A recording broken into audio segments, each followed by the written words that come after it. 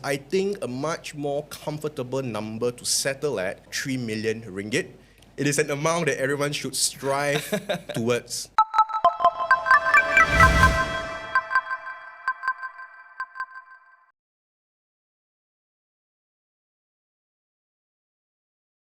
Assalamualaikum and good morning to everyone that's tuning in. Welcome to Market Matters with HLB, a podcast where we discuss about anything and everything that has to do with the investment market. My name is Adam and I'll be discussing about the topic that I think is extremely important to every Malaysian today, but it's not discussed nearly enough. Together with me, I've got our very own Ramone, who heads the advisory and research for Hong Leong Bank. Thanks for having me, Adam. How's it going? Fantastic. Yeah, so we've got a pretty pertinent topic that I want to talk about, which is retirement planning. And I want to highlight one of the EPF survey that was done recently, which states that a majority of Malaysians are not on track to meet the suggested retirement amount, which is 240,000 ringgit. And since 2020, less and less people are having that amount. As of last year, 67% of Malaysians do not have it yet. Now, not to pile on this doom and gloom, but like Khazanah Research Institute have also stated that this 240,000 ringgit, that amount might be slightly outdated, because if you really think about it, that amounts to about 1,000 ringgit a month for the next 20 years.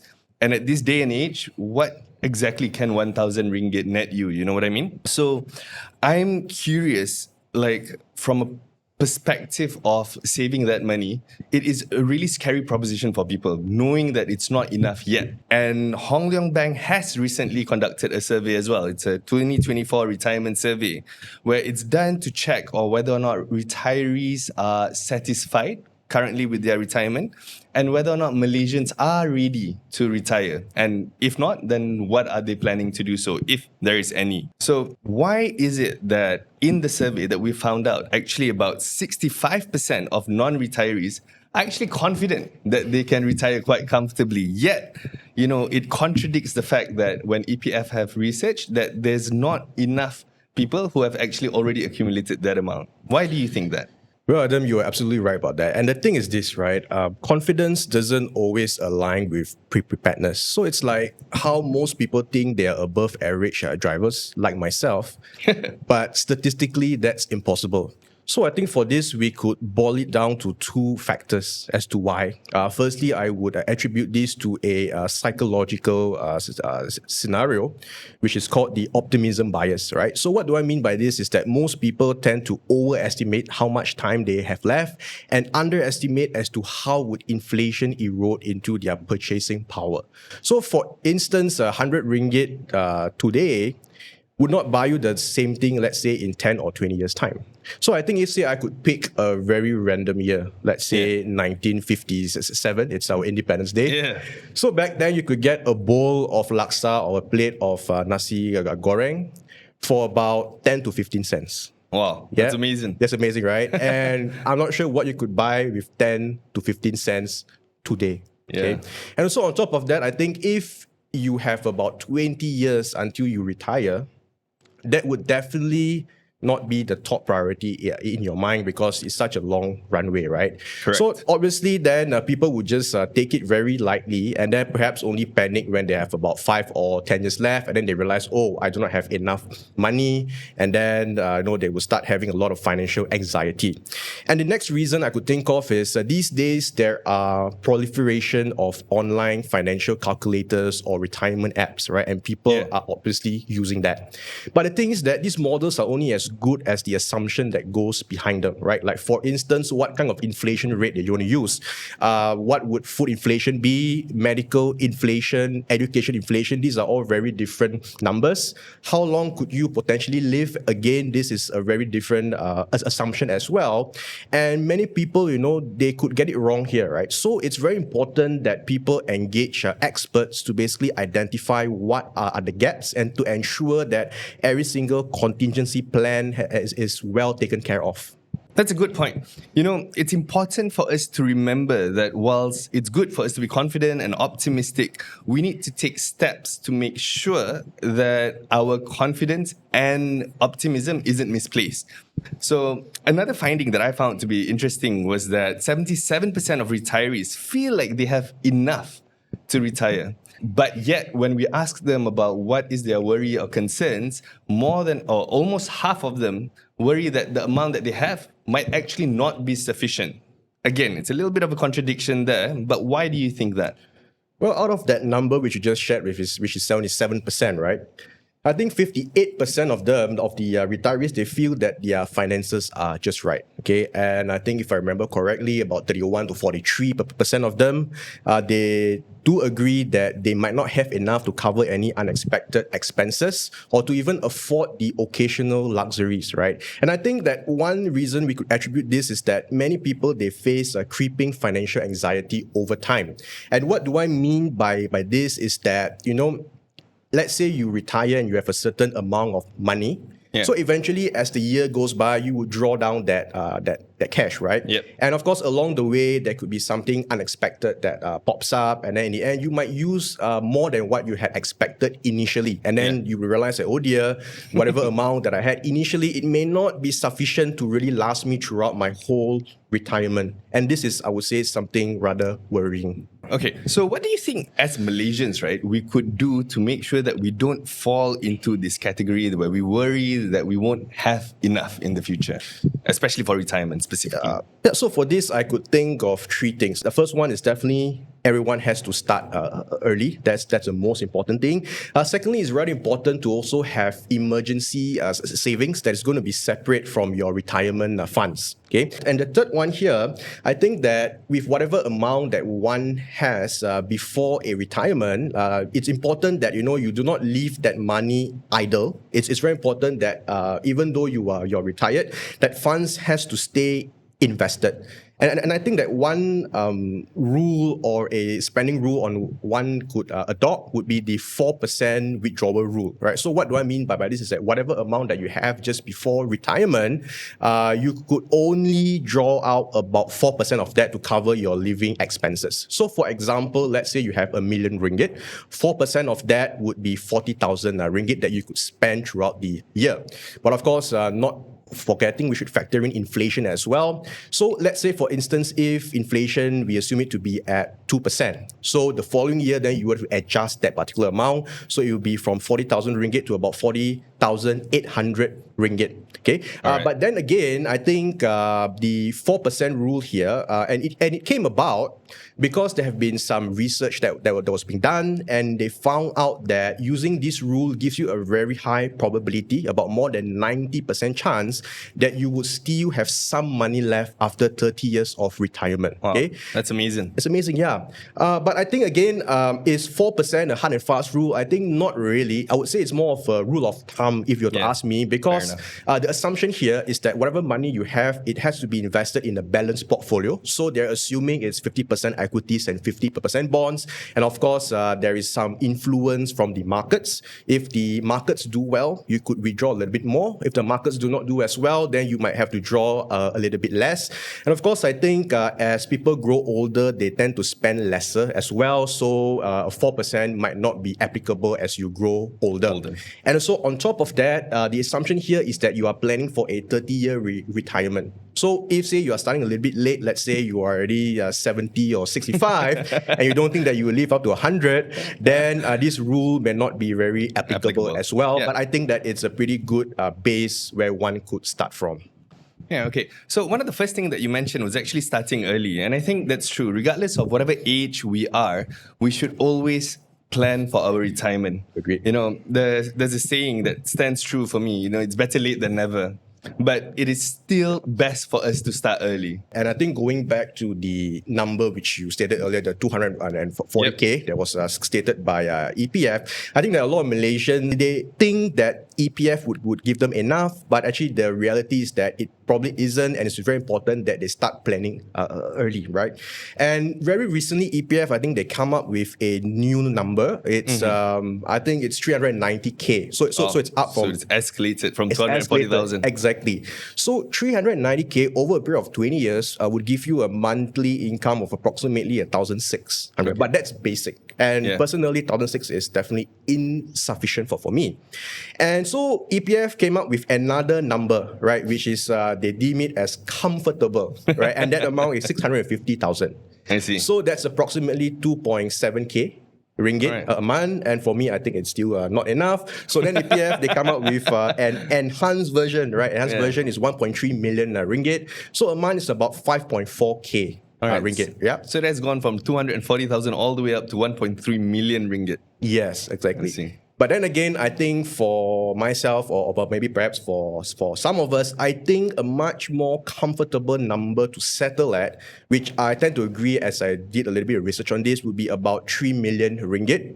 It is an amount that everyone should strive towards, right? Because then I feel that it would cover a lot of unexpected expenses or medical costs as well in that sense. But of course, depending on what the situation and the circumstance which you are in, the amount may or may not be enough. But I think personally, that would be a number that I would be very comfortable with, right? And I think if we have to look at the current stats for the EPF, more than 90% of EPF members who are below the age of 30, they have insufficient amount to actually hit 240K by the age of 54. Yeah. So now by raising that bar, the situation gets a lot worse. Correct. Okay? And if we have to look at the median savings for those who are 54 years of age currently, I think for male, it's about 176,000 ringgit. For female, it's about 122,000. So they're still basically very far off even from that basic amount of 240, which has already gone up to 390. Okay, right? So I think it's pretty important. Then again, I would like to stress this is that you have to start early because that's when you would get the power of compounding to work its magic. Yeah. Yeah, that's interesting because it brings me to the next question because the term power of compounding keeps getting tossed around a lot, especially in the investment industry. How would you explain that to the layman? That's a very good one, Adam. So I think one analogy and what I can give here is that compounding is like planting a tree. Okay, so for example, if you have a seed and you plant it, it becomes a tree.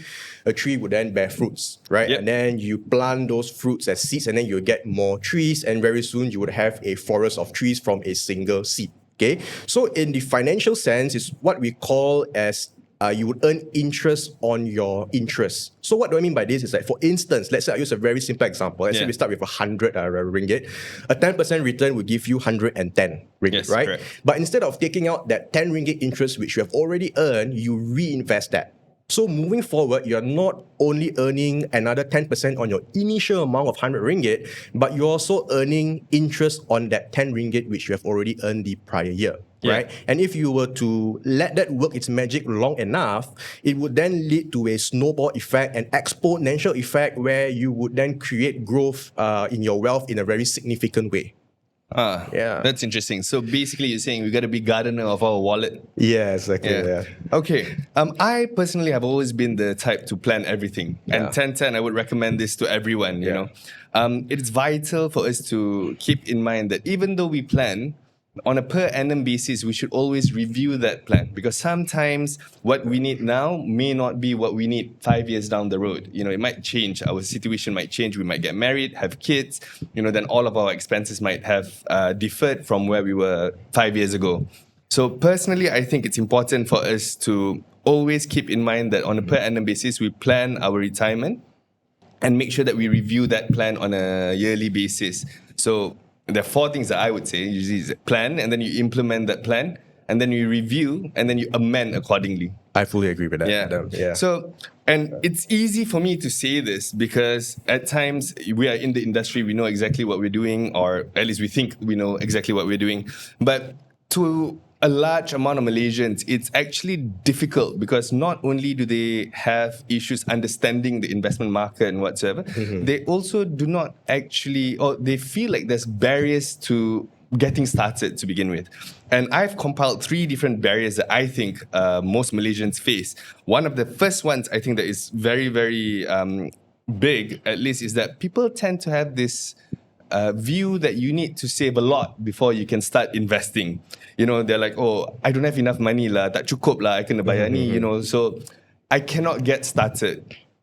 because the amount that I need is a lot. So how do we address this perception, and how do you think people can start to invest in Malaysia? Oh, yeah, I think it's definitely a misconception that you need a very big amount to start planning for your retirement, right? And I disagree with this. I mean, Yeah. so the thing here is that you could start with as little as 100 ringgit a month. Wow. And you do not need to have really savvy financial skills. You don't need to know fundamental analysis, technical analysis or whatnot. Just keep things very simple, put it into a global equity fund every month, right? And if you And were you can to- do this locally. Yeah, locally, correct. And then this would basically compound your money over time. And I wouldn't be surprised that eventually whatever amount that you have made after, let's say, 20 or 25 years, it could match the average EPF savings that we are seeing for now. Okay, so what I want to say here is that it is not about how much you start with. It's about how early and how consistently that you could actually do it. So one tip on what I can offer here is that one should automate their savings, and you could do so by setting up a standing instruction in your bank account where every month a certain amount of money will be automatically deducted and be transferred to an investment account. So it saves you a lot of the hassle as well. That's very good recommendation, in fact. So that means you pay yourself first. Exactly. Yeah, that's good. So the next issue that I want to raise is basically people not knowing how to start. So there's two groups of people here. Yeah. The first group of people are the people who don't even know what to do, where to look, how to invest, and whatsoever. And then there's the second group of people who they've looked through too much. There's so many information that's readily available, especially with AI, where you can ask a question and then they can come up with a whole plan and solution. And there's the World Wide Web where all the data and information is there. So people tend to consume way too much of this and tend to find that the investment process tends to get very scary and complicated. So if this was an issue, how would you go about trying to advise people to address this? Well, retirement planning can definitely feel overwhelming. But then, of course, like what you said, there are tools online in which you can go and play around and perhaps arrive at a rough gauge as to whether you would have enough for retirement. But then again, I think because of too much information on the World Wide Web, then people tend to get confused. And I think this is where experts like wealth advisors could come inside and really simplify the whole process by asking the right questions, giving the right assumptions, and more importantly, setting the right expectations as well. Okay, so I think for someone who still would like to, do it by themselves, let's say for someone who wish to do it DIY, right? Yeah. I think the best way to do this is basically to envision yourself. Let's say you are retired already, how much a month would you think that it would be enough for you to spend? And then you multiply it, let's say by 20 years, assuming you could live for 20 years during your retirement, come up with a big amount, right, at the point of your retirement, and then you work your way backwards, right? And then you could do basically a cash flow calculation now as to what are your expenses, what are your inflows, and come up with your net cash. And then perhaps if say you were to invest that, would you have enough? But then again, of course, it is easier said than done. So my best advice then again, just engage a professional, and more often than not, the consultation is free of charge. Yeah. Yeah. So that's also good advice. And I think you've touched a little bit on the third thing that I've found out to be a barrier to some people, which is actually the fact that they've got too many commitments and too many financial obligations. When you first start working, you're going to need to get to work. So you're going to get a car where you're going to have to pay a higher purchase on that. And then when you get married, you want to make sure you have a house. So you're taking mortgage. So all these financial commitments and obligations make people feel like they don't have enough. But you've correctly mentioned that, it all starts with proper financial planning and understanding the income that you have versus the expenses that you're making to then find the ideal amount that you can then set aside to work towards your retirement objective. Now, I think it's interesting because if you are at the position where you think you don't have enough, it is important for then us to consider compromising now so that we can be comfortable later. So a lot of Malaysians, right? So now we're taking another view from the Malaysians. So previously we looked at Malaysians who are struggling to start saving in the first place. And then now if we look at people who do have actually started investing and stuff, what we've come to realize is that a bulk of their investment tend to center around local investments. So meaning to say a bulk of it is in the local stock market and stuff. Exactly. So perhaps this tend to overexpose them into the equity space, and concentration risk might be a factor here. So should there be something negative that happens to the Malaysian market, or touch wood, it doesn't? But if it was to happen, then you can see all of your investments falling, So what agree. can investors do to make sure that they don't fall victim to this situation? Yeah, so I fully agree on the point that I think Malaysians are overly domestic focused, right? Because I think a starting point here is that I think most of us we work in a company, right? For example, for us, we are Hong Leong Bank employees. So how well we do would also basically be tied to how well the bank does, in a way, correct. and how well the bank does will also be tied to the fortunes of our local economy, right? And on top of that, I think the survey, the numbers was about 56% of Malaysians, like what you said, they invest in Malaysian stocks and local properties, which compounds to that concentration risk. Okay, and so basically, in summary, is that your livelihoods, your savings, and your investment is basically tied to everything that happens around us. Okay, and I think there's a fact as well that many people are not aware that EPF has 62% of their assets invested locally. So which means that a lot of it, is about Malaysian stocks. Okay. So one advice or what I could give here is that someone should aim for global diversification. Okay, and the reason why I'm saying this is that if, say, you were to look at global equities, it has done better than the local stock markets over the long period, let's say 10 or 20 years. So one example is that, let's say, if we look at the US stock markets, okay, for the last 10 to 20 years, it has delivered about 9 to 11% per annum. Okay, and if, say, we were to look, let's say, from a period of 1950 to 2023, and we look at the 10-year rolling returns, assuming that you invest in US stocks and you hold it for 10 years, your worst return will only be a negative 1% loss, which is not that bad, because a lot of people, when they think about stock markets, they always think about the drawdowns that we saw during the depths of the financial crisis, where stocks were down by about more than 50%. Scary stuff. Exactly. And if, say, you were to prolong your holding period, let's say, to 20 years, okay, your worst return from holding US stocks will only be about a 6% gain. So then again, I know that 6% gain over 20 years, it may not look that great, right? But this is assuming that you are investing your money in lump sum, right? So our advice here is to break your money up and to go for a dollar cost average, where you commit a certain amount of money every month, so your return profile would look a lot better. Okay, and another thing that I like to touch on, where a lot of Malaysians we tend to overlook or underestimate, is the positive impact of having some currency diversification as well, right? And whenever we talk about currencies, the first thing that comes to people's mind, forex trading, right? And they think about the volatility of the currency pair, and the amount of leverage that goes inside. But no, what I'm saying here is something a lot simpler, where if you have a certain amount of ringgit, you just take a certain portion of that, you buy a foreign currency, and then you hold it right over the long term. And one of the currencies which I think is pretty good as well is the US dollar. The reason why I'm saying this is because the US dollar is the world's reserve currency, meaning to say that it's used in global finance, in global trade. The demand is always there. Okay, and on top of that, the US dollar is known as a safe haven currency, meaning to say that it tends to perform well when there's market stress. Whenever a stock market comes down, people tend to rush towards the USD. Okay, and for Malaysians, I think we have experienced before a period of ringgit devaluation. Okay, so what happens when the ringgit weakens? That it costs you a lot more to buy goods overseas, and also for commodities as well, which then leads to local and domestic inflation, which is what we call as imported inflation. So therefore, holding some US dollar could mitigate some of that risk. Okay, that's nice. So if I can just wrap it up, it basically says you do not put all your eggs in one basket, no matter how pretty that basket is. Exactly.